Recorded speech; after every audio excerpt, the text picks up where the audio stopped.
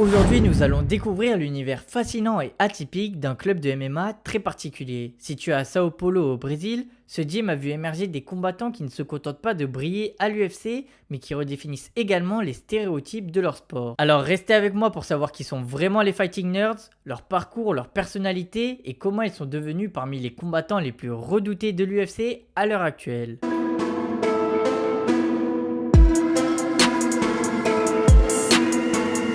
Les Fighting Nerds, c'est bien plus qu'un simple club de MMA. C'est une véritable communauté d'athlètes passionnés où chacun apporte sa propre histoire et identité. Parmi les membres emblématiques, nous pouvons compter Caio Borralho, Jean Silva, Mauricio Ruffi et Carlos Prates qui sont en train de tout détruire à l'UFC. Ils sont actuellement en 18-0 à l'UFC avec un total de 12 finishes avant la limite et des victoires très impressionnantes. C'est sans précédent dans aucun gym de MMA de l'histoire récente, mais de qui parle-t-on? Les Fighting Nerds, comme leur nom l'indique, sont des combattants qui, en plus d'avoir un talent pour la bagarre, affichent un look détonnant par rapport aux autres gars de l'UFC. Imaginez des athlètes de MMA avec des lunettes aux branches cassées, arborant fièrement leur style nerd. Eh bien c'est exactement ce qu'ils sont et ils transforment cette image souvent stéréotypée en force sur le ring.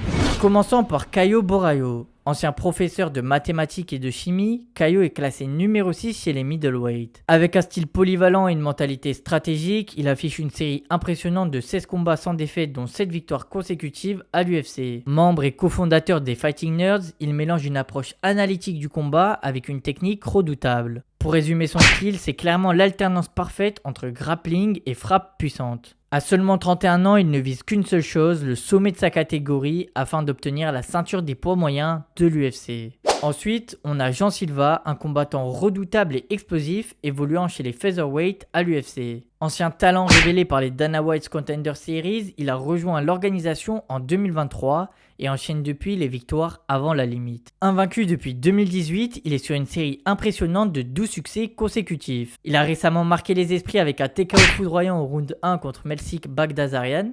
Connu pour son style agressif et son trash talk sans filtre, Silva se présente comme un combattant qui brise ses adversaires physiquement et mentalement. Et son prochain combat aura bientôt lieu lors de l'UFC 314 face à Bryce Mitchell pour tenter d'entrer dans le top 15 de sa catégorie. Nous avons également Carlos Prates qui ne correspond pas du tout à l'image habituelle que nous avons des combattants de MMA. Par exemple, il aime fumer des cigarettes et ne s'en cache pas du tout. And are you still smoking cigarettes? Yeah. How often? Nah, bro.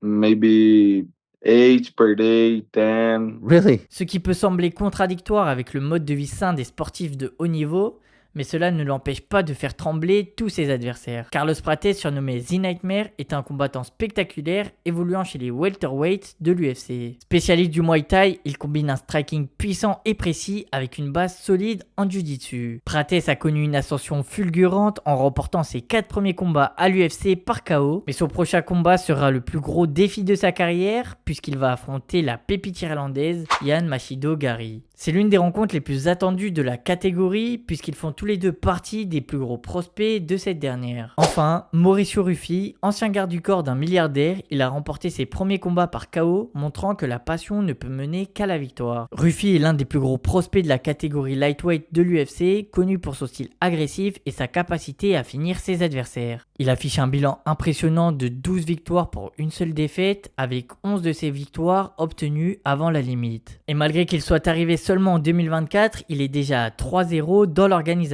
D'ailleurs, lors de son dernier combat en mars 2025, il a envoyé peut-être le KO de l'année face au vétéran et ancien top 15 Bobby Green avec un magnifique coup de pied retourné. Bon, vous l'avez compris, les Fighting Nerds sont des combattants atypiques qui envoient vraiment du lourd.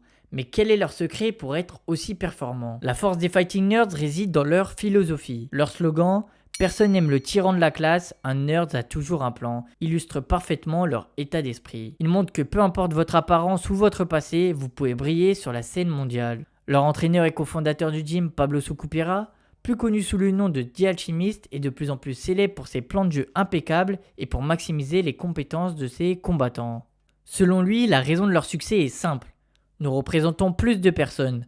Parce que quand vous parlez des Fighting Nerds, vous pensez si même un nerd peut être champion de MMA, je peux le faire aussi. Sucupira et son équipe ont véritablement changé la narrative, prouvant que la dureté n'est pas quelque chose dont on parle, mais quelque chose qu'on montre dans le gymnase et lors des combats. Ce qui fait également la spécificité du club, c'est leur approche du MMA qui se concentre énormément sur le fight IQ. Il y a notamment une phrase qu'ils adorent, nous on réfléchit sous les balles. Pour eux c'est simple, l'équation parfaite pour remporter un combat, c'est l'alliance entre les skills acquis durement à l'entraînement et l'intelligence de combat. Et concrètement, leur méthode semble plus que fonctionner, puisque si on fait un point sur leur performance à l'UFC, eh bien c'est du lourd. Caio Borralho est sur une série de 7 victoires consécutives, tandis que Jean Silva a enchaîné 4 victoires dont 4 KO lors de ses dernières entrées dans la cage. Carlos Prates avec un palmarès de 4-0 a remporté tous ses combats par KO, gagnant à chaque fois un bonus de performance de la soirée. Et Mauricio Ruffi, qui est arrivé à l'UFC en 2024, est déjà à 3-0 et a peut-être envoyé le KO de l'année 2025. En clair, les 4 combattants sont actuellement tous invaincus dans leurs catégories respectives, allant des moins de 66 kg aux moins de 84 kg et cumulent un total de 18 victoires pour 0 défaite à l'UFC. Comprenant 70% de finish, ils sont tous en pleine expansion et inquiètent clairement la plupart des combattants du top 15. Les Fighting Nerds ne se contentent pas de performer dans l'octogone, ils redéfinissent l'image du combattant de MMA et inspirent des millions de personnes à travers le monde. Leur coach aspire à ce que les Fighting Nerds deviennent l'équipe nationale du MMA au Brésil et leur succès récent laisse présager un avenir radieux.